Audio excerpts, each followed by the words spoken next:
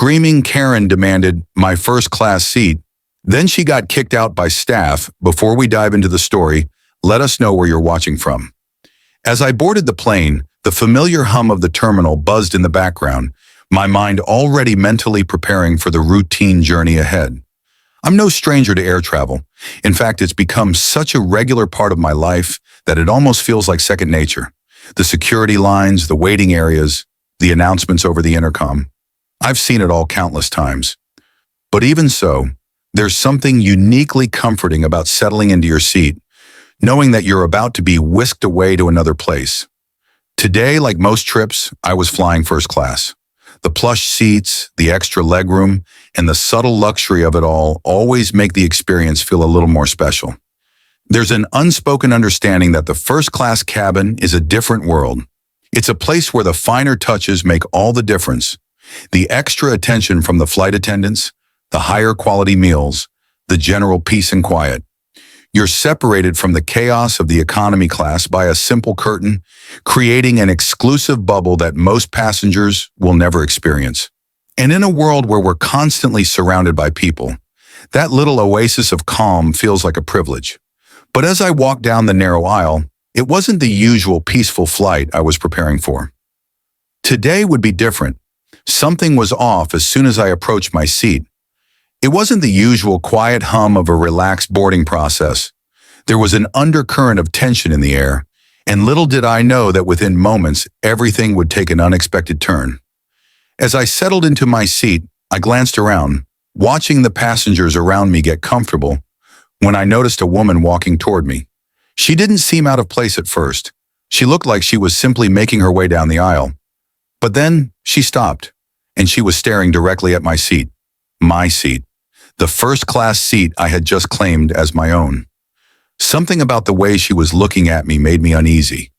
It felt like I was about to be part of something I wasn't ready for. The boarding process started like it always did, a long line of passengers slowly making their way toward the plane.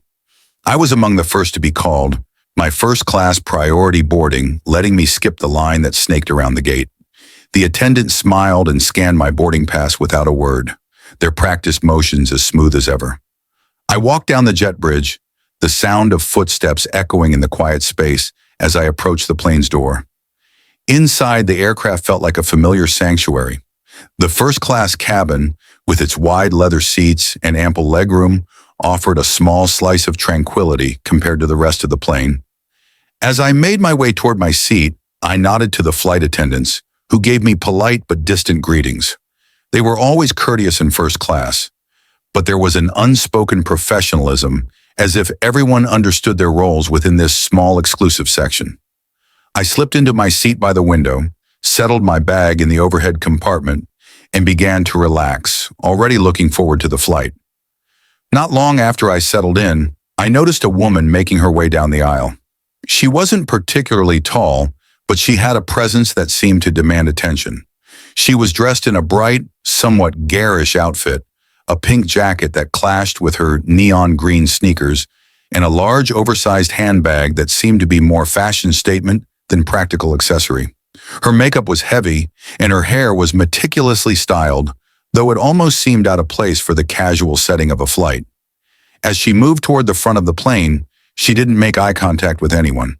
Instead, she seemed to glide down the aisle with purpose, looking almost annoyed at the very idea of having to share space with the other passengers. Her sharp movements, quick glances, and occasional huff of frustration as she passed rows of economy-class seats gave me the feeling that she was on edge, as though she was in some kind of hurry or simply irritated with the process. The moment she reached the first-class section, her eyes scanned the cabin briefly before landing on my seat. Her gaze narrowed slightly, and I could see the hint of a smirk form on her lips. She took a few more steps forward, stopping directly in front of me. "Excuse me," she said, her voice unnervingly calm, though there was an edge to it. "That's my seat." She pointed to the empty seat beside me, the very one I had just settled into. I looked up, a little confused. "I think you're mistaken," I said, holding up my boarding pass to show her the seat number clearly marked on it. She didn't seem to care. Without even glancing at the boarding pass, she gave me a dismissive wave. "No, that's my seat," she repeated, this time with more insistence as though it were an undisputed fact. Her tone was starting to border on condescending, and I could already sense the tension building. It wasn't just about the seat. There was something in the way she spoke, a quiet sense of entitlement that didn't sit well with me. Her eyes locked onto mine, and for a moment I thought she might back down. But she didn't. Instead, she planted her feet firmly in the aisle, blocking my view of the rest of the plane. "You're going to have to move," she said, her voice cold and firm, though her tone didn't match the supposed politeness of her words. "I've paid for that seat. It's mine." I blinked, slightly taken aback. "I'm afraid you're mistaken," I said, my voice calm. I reached into my bag and pulled out my boarding pass, holding it out in front of me. "This is my seat, number 3A. You're looking at the wrong one." She glanced down at the boarding pass I offered her but didn't take it. Her eyes skimmed over the printed letters and numbers with little more than a brief glance before flicking back to me. "I don't care about your boarding pass," she snapped, her voice rising just a little. "I've been flying first class for years. I know what I paid for. This is my seat, and you need to get up." I shook my head slightly, trying to keep the situation from escalating further. "Ma'am, I understand if there's been some confusion, but this is my seat. I've already settled in. Please take a look at the boarding pass again. It's clearly marked." I pointed to the number on the ticket to emphasize my point, but her eyes narrowed. Her lips pressed into a thin line, her grip tightening on the oversized handbag slung over her shoulder. "I don't care how you got here or what you're trying to pull," she said, her voice becoming sharper. "I want you to get up. Now." I could feel the tension growing, the anger beginning to seep through her words. I tried to keep my voice even, hoping that politeness would be enough to diffuse the situation. "I'm sorry, but I'm not moving. This seat is mine.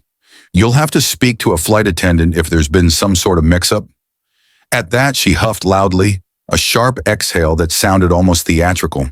She turned her head slightly to look down the aisle, as though scanning for an audience, then turned back to me with a more determined look on her face.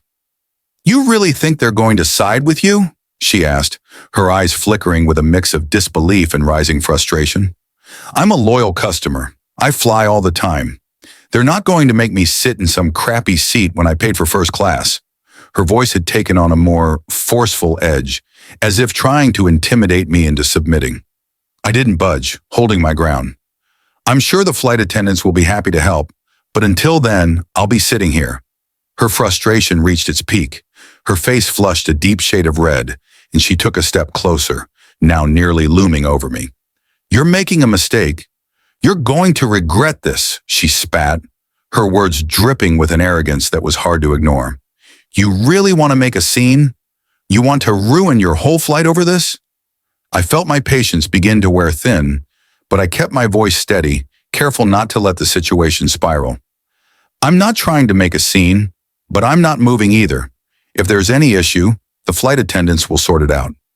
For a brief second, she seemed to hesitate, as if weighing her options. But before I could even react, she spun around and stalked off toward the back of the plane, muttering under her breath. I thought maybe she would return to her own seat, or at least that's what I hoped. But as the minutes ticked by, I realized this was far from over.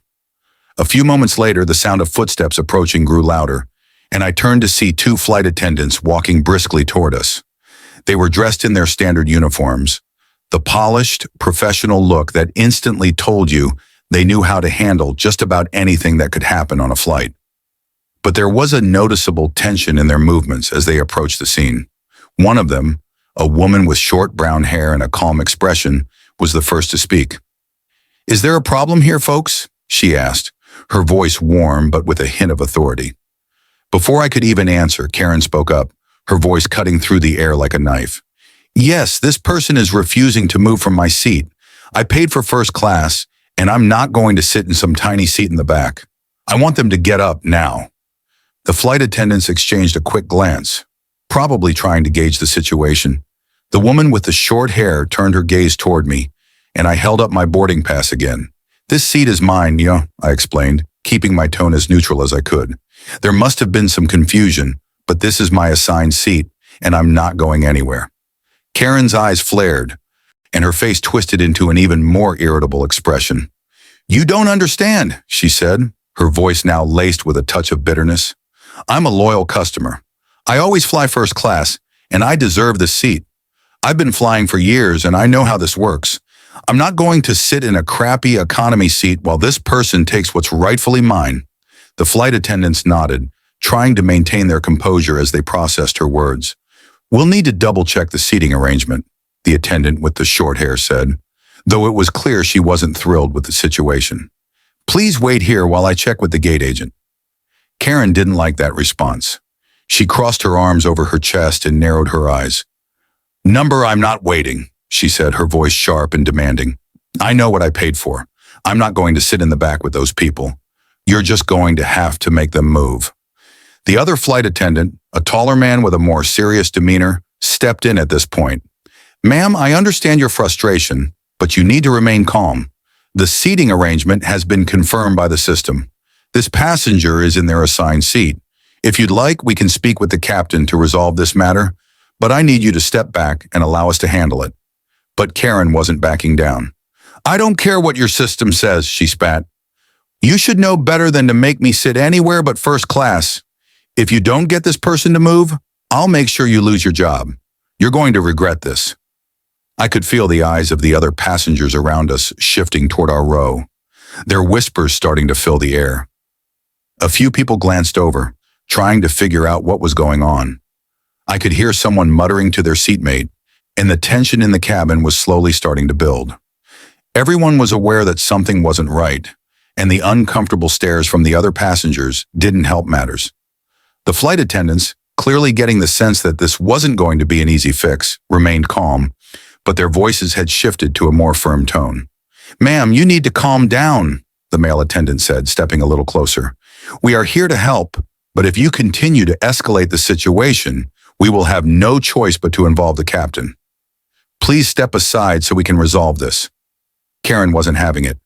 "I'm not moving," she insisted, her voice rising again. "You can call whoever you want. I paid for first class, and that's exactly where I'm sitting. Don't think you can intimidate me."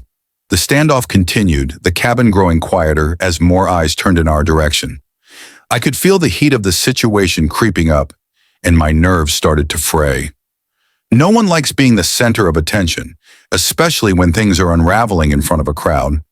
The whole plane felt like it was holding its breath, waiting for something to give.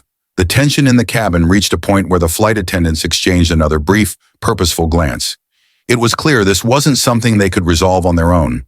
Without saying a word, the shorter attendant walked away, heading toward the cockpit to speak with the captain. A few moments later, she returned, her expression unreadable. "Ma'am," she said, addressing Karen, her voice calm but unwavering. "The captain has been notified, and he's coming to address the situation personally. Please remain seated." Karen's face twisted with frustration as she scoffed loudly. "The captain? Are you serious? This is ridiculous. I paid for this seat. I'm not some economy passenger." Her tone was filled with contempt, and she shot a glance at the other passengers, clearly hoping for some kind of support. But none came. The murmurs around the cabin grew, but everyone seemed to stay out of it, watching as the drama unfolded. Within minutes, the captain appeared at the front of the cabin, his presence commanding and unmistakable. He was a tall man, with graying hair and a no-nonsense expression. His uniform was crisp, and as he walked toward us, the passengers quieted, sensing the authority he carried with him. His gaze shifted between Karen and the flight attendants, taking in the situation with a practiced eye. "Ma'am," the captain said, his voice calm but firm, "I understand there's been some confusion regarding the seating, but I'm afraid I must ask you to take your assigned seat. This passenger is in their correct seat, and there's no reason for further escalation." Karen, still standing in the aisle with her arms crossed defiantly, didn't flinch. "I don't care what the system says," she snapped. "I'm not sitting anywhere but in first class. I've paid for this. I don't know what you think you're doing, but you need to make this person move." Her words were quick, heated, as if she was trying to bulldoze her way through the conversation. The captain didn't raise his voice, but his tone was now unmistakably authoritative. "Ma'am, I understand your frustration, but this isn't how we conduct ourselves on this flight. We operate with respect and professionalism. This passenger is in their correct seat, If you continue to refuse to comply, I'll have no choice but to remove you from this flight." The words hung in the air for a moment, heavy and final. Karen's eyes widened slightly, but she didn't back down. "You can't do that," she argued, her voice now more shrill. "I paid for this seat. I'm a loyal customer. You can't just kick me off the flight over this." The captain held her gaze, his expression unwavering. "I can and I will. You are disrupting the flight, and at this point I have no other option but to ensure the safety and comfort of all passengers. If you refuse to comply, we will offload you at the next available airport." Karen hesitated for a brief moment, her chest rising and falling with quick breaths. For a second, it looked like she might finally relent, but then the defiance returned in full force. "This is unbelievable," she muttered, shaking her head. "You're all making a mistake." But the captain's voice remained steady, cutting through her protest. "The decision is final. I'm asking you to leave the plane now." The captain's words were like a line drawn in the sand, and for the first time, Karen seemed to falter. She opened her mouth, no doubt ready to argue further, but then closed it again, the weight of his authority settling in. Her posture had shifted slightly, but she still refused to back down completely. She was angry, her body rigid with frustration, but she had no choice but to comply. The flight attendants moved toward her, signaling for her to step aside. The cabin was eerily silent now, all eyes on the unfolding scene. Karen's defiance had worn thin, but the battle was far from over. The captain had spoken, and the next chapter of the situation was about to unfold. The captain's words had left no room for argument. Karen stood there for a long moment, frozen in a mix of disbelief and fury. For a split second, I thought she might lash out, maybe shout something else to deflect from the inevitable. But instead, she huffed loudly, her chest rising and falling with every quick breath. The flight attendants, who had been standing nearby, took a step forward, gently guiding her toward the aisle. The tall male attendant was the first to approach, his voice calm but insistent as he spoke to Karen. "Ma'am, please gather your things. You'll need to exit the plane now." Karen's face was a mixture of disbelief and simmering anger. She glanced around the cabin, her eyes darting from one face to the next, as if expecting someone, anyone, to come to her defense. But all around her there was only silence. The other passengers, now acutely aware of the drama unfolding, watched without comment. Some exchanged glances, others seemed to glance at their phones, no one daring to make a move or speak up. "This is outrageous," Karen exclaimed, her voice rising once more. "I've been flying for years. I don't deserve this. You're going to regret this." She directed the last part toward the captain, who stood quietly at the front, his expression unwavering. The attendants didn't engage in any further back and forth. With a practiced efficiency, they began to assist Karen with her things.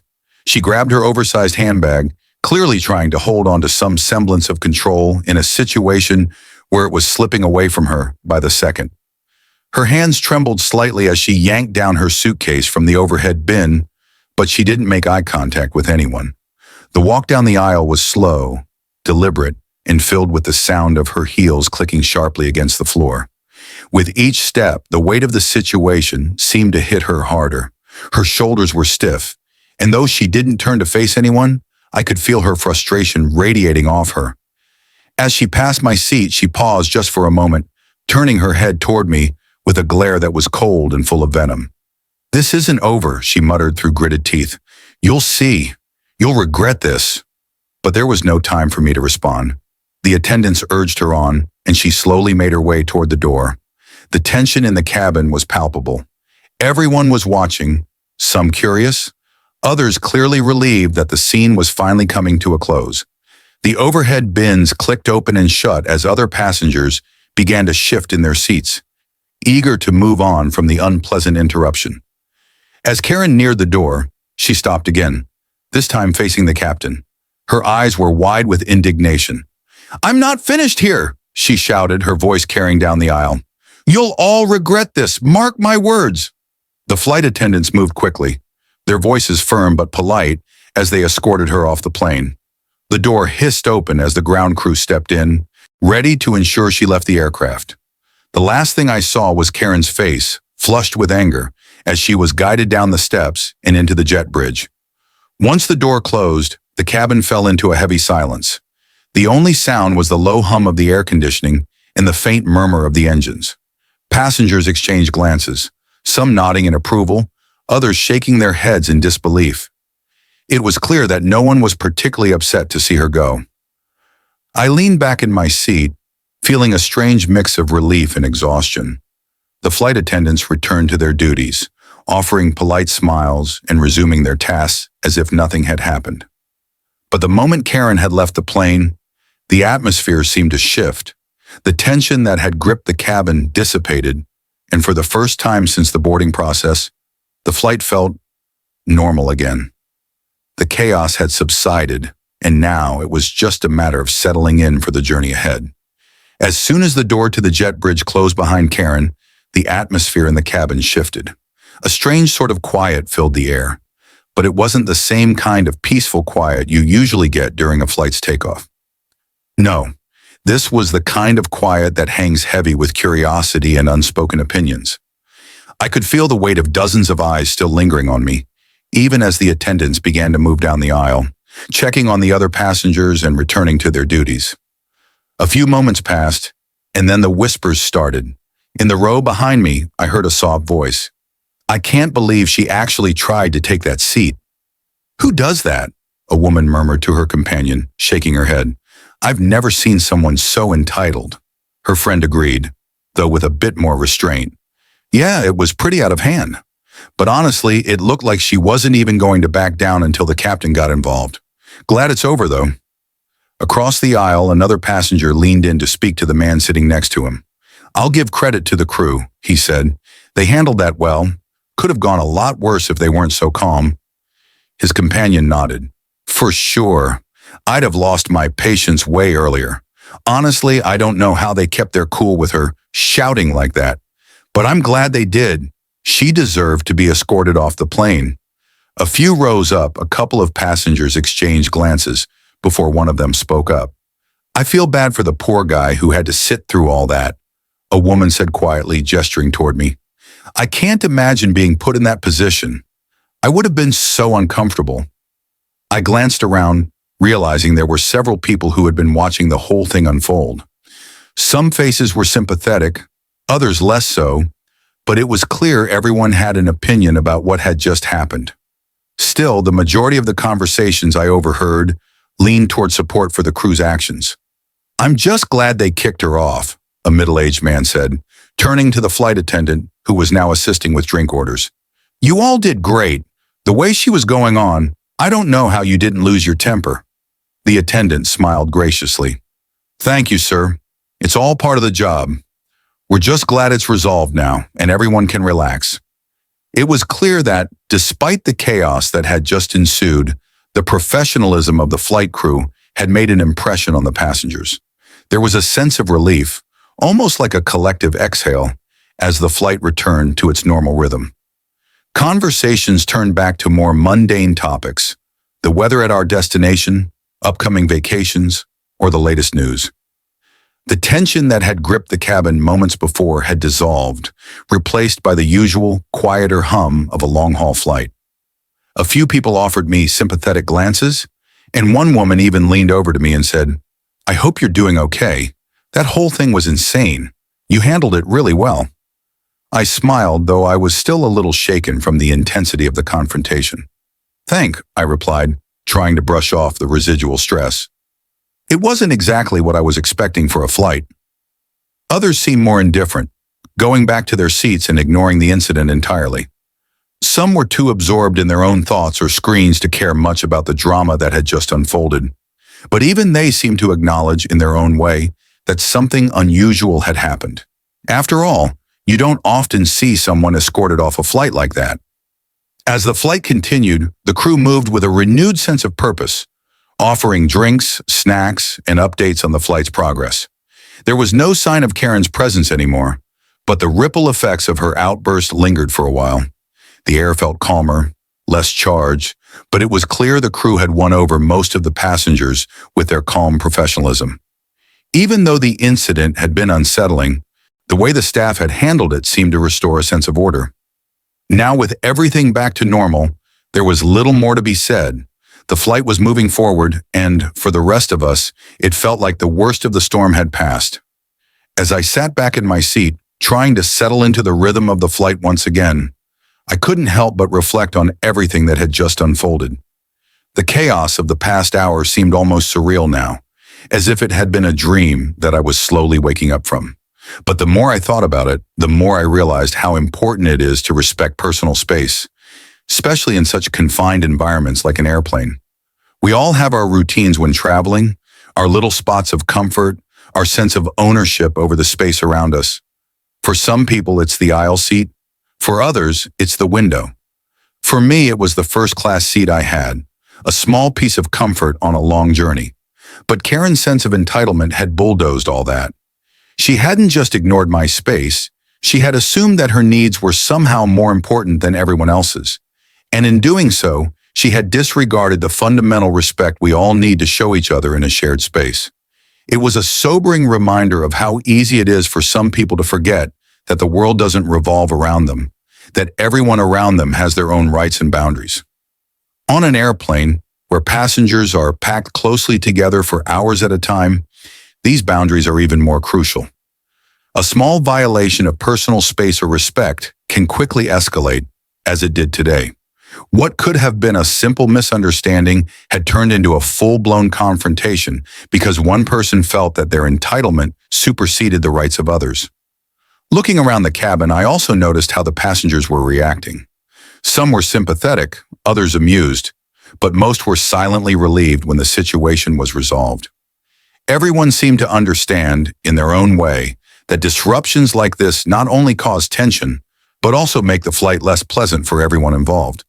It made me realize how delicate the balance is in shared spaces. A small shift in attitude, a bit more empathy, and Karen's outburst might never have happened. And yet, it wasn't just Karen's actions that I was thinking about. The more I thought about the incident, the more I appreciated the airline staff. They had handled everything with such poise and professionalism, even when faced with an incredibly difficult situation. The flight attendants, the captain, they didn't lose their temper, didn't escalate the situation unnecessarily. They kept things calm, firm, and respectful. It struck me how much they must have to manage on a daily basis. People from all walks of life with different expectations, temperaments, and sometimes entitlement. Every day they must walk that fine line between ensuring the safety and comfort of passengers while also diffusing potential conflicts before they spiral out of control. The staff's ability to remain composed was a skill I found myself admiring more as I reflected on what had just happened. I wondered how many other times they'd had to step in to prevent a minor incident from becoming a major one. It wasn't just about enforcing rules. It was about navigating human emotions, about knowing when to be firm and when to show empathy. The complexities of managing a flight crew and handling the diverse behaviors of passengers were not lost on me. As we continued to soar above the clouds, I couldn't help but feel a renewed sense of appreciation for the work that goes into keeping everyone on board safe, comfortable, and calm. The challenges they faced weren't always visible to the passengers, but that didn't make them any less real. It was clear to me now that, in a world full of increasingly entitled attitudes, maintaining a sense of respect, empathy, and professionalism in such situations was more important than ever. The incident on the plane, as chaotic as it was, made me think about a larger, more pervasive issue: entitlement. Karen's behavior wasn't just about a seat on a plane. It reflected a mindset that has become all too familiar in many public spaces. Entitlement, that assumption that one's needs or desires are inherently more important than those of others, is a growing problem in society. We see it in crowded stores, at restaurants, on public transportation, anywhere people are required to share space. Entitlement can show itself in many ways. Someone cutting in line because they feel they deserve to be ahead, or a person demanding special treatment without regard for the rules or the people around them. It's an attitude that disregards the shared responsibility of respecting others. In spaces like an airplane, where everyone is essentially a captive audience, it can quickly escalate into a disruptive situation. The idea that someone can just bulldoze through the needs of others without any consideration for the impact it has is something we encounter more often, whether it's in a small, personal interaction or a larger, more public confrontation. What struck me most about this situation was the way it could have been avoided with just a bit of empathy. If Karen had considered that I too had paid for my seat and was simply trying to enjoy a flight like everyone else, the entire conflict might never have happened. Public spaces are meant to be shared, and when we enter them, we must carry with us the understanding that we're not the only ones there. We all have a right to our space, our peace, and our comfort. If we can step into those shared spaces with empathy, with the awareness that everyone around us is trying to navigate their own day just like we are, the friction that comes with these kinds of encounters might lessen. But empathy isn't always enough on its own. As the flight attendants demonstrated, there are times when authority figures must step in to ensure order is maintained. In a world where entitlement and individual desires can sometimes cloud our judgment, it's necessary for someone in a position of authority to be able to assert control when things get out of hand. The flight crew handled the situation with incredible professionalism, using their authority not to escalate the situation, but to de-escalate it. Their presence was a reminder that while empathy and understanding are critical, maintaining order and safety in public spaces sometimes requires a firm hand. The role of authority figures, whether they're flight attendants, store managers, or public officials, is vital in ensuring that shared spaces remain functional and fair for everyone. It's a delicate balance, one that requires both firmness and compassion. The authority figures who can step in and assert boundaries help protect the rights of others, preventing entitlement from taking over and restoring a sense of fairness. As I thought about this, I realized how important it is for all of us to approach public spaces with an open mind, a little more patience, and a lot more understanding. The world may feel crowded and stressful at times, but we all share it together. Respecting each other's space, practicing empathy, and recognizing the role of authority in keeping order can help prevent unnecessary conflicts, whether on a plane or in everyday life. After everything that unfolded on the flight, I found myself reflecting on the events and their aftermath. What started as a routine boarding process quickly escalated into a confrontation, all because of one person's sense of entitlement. But in the end, it was the professionalism of the flight crew and the decisive action of the captain that brought the situation to a close. Karen was escorted off the plane, and the tension in the cabin lifted almost immediately. Looking back, I can't help but think how much smoother the entire experience could have been if everyone had respected each other's space and boundaries from the start. The situation was a stark reminder of how crucial it is for us to treat those around us with courtesy and empathy, especially in shared spaces like airplanes, buses, or even public parks.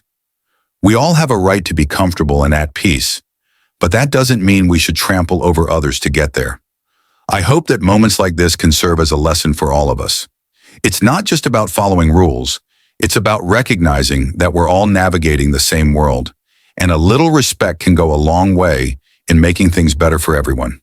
As we move forward, I believe that if we all make a conscious effort to be more aware of those around us, public interactions could become a lot more pleasant. I'd love to hear what you think about situations like this. Have you ever encountered someone acting entitled in a public space? How did you handle it? Feel free to share your thoughts and experiences in the comments below. Let's keep the conversation going and encourage more considerate interactions everywhere we go.